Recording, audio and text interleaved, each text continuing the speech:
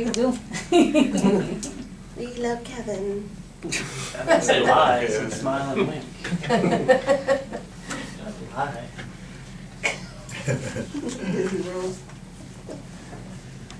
Zig Ziglar stated, "Money isn't the most important thing in life, but it's reasonably close to oxygen on the gotta have it scale." Life is not about dollars and cents, but it is vital to everyday living. And our source of income, as we all know, is our job. The failing economy and recession have caused things like budgets to fall, which makes it harder.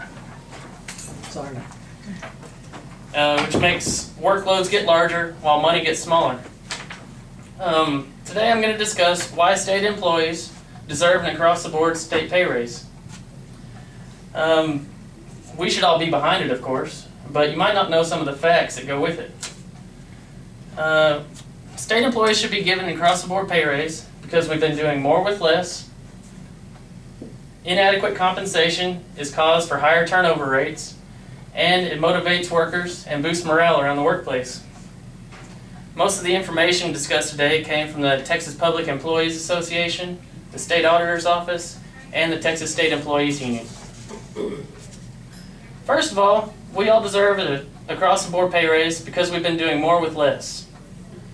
Because the economy has brought us such wonderful things like the recession and the fiscal cliff in recent years, budget money has not been as readily available as it has been in the past.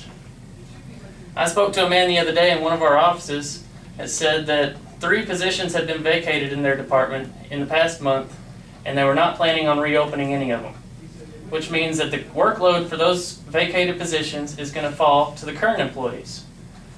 But the current employees won't be compensated for doing their job plus the job of the vacated positions. And the state of Florida report found Texas among the highest rated states in rankings in public employees and public workforce efficiency. On the contrary, U.S. Census data shows us that Texas state employees earn 82% of the national average of state employees. So as you can see, according to the data, we are doing more work and being more efficient for less money. Secondly, inadequate compensation is causing a higher turnover rate in state offices. Because state employees are not being compensated for their efforts, they are finding work elsewhere where they are compensated. According to the Texas Public Employees Association, the results of the fiscal year 2007 State of Texas Employee Exit Survey shows us that poor pay is the primary reason that workers are voluntarily leaving their work. And this has been the leading reason since 2001 when they reinstated that survey. And if you look at this graph here, this is turnover rates for state agencies in Texas for the past few years.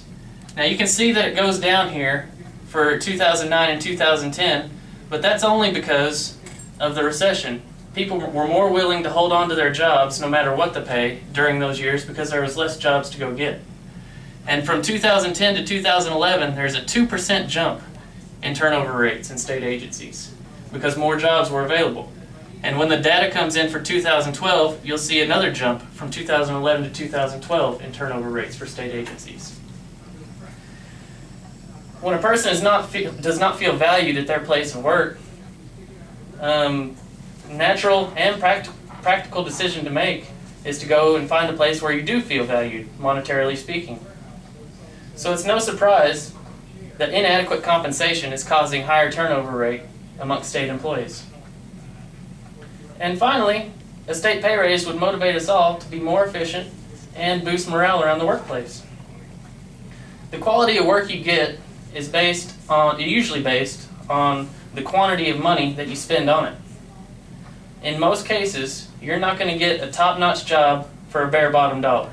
It doesn't work like that. Employers should want to keep their employees happy, and the state should want to keep their employees happy, and let them know that there is an actual metaphorical carrot out on the end of that stick that they've been leading around for us for so long.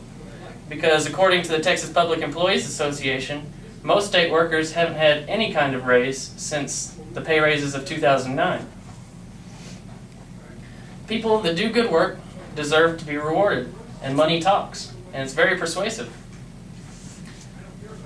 So efficiency would go up, and morale would go up around the workplace if we did receive an across-the-board pay raise. So in conclusion, state employees deserve a raise because they've been doing more with less, inadequate compensation is causing higher turnover rates in the state, and it would motivate workers and boost morale around the workplace. Despite the recession, the cost of living continues to rise. So every year, state workers don't get a pay raise.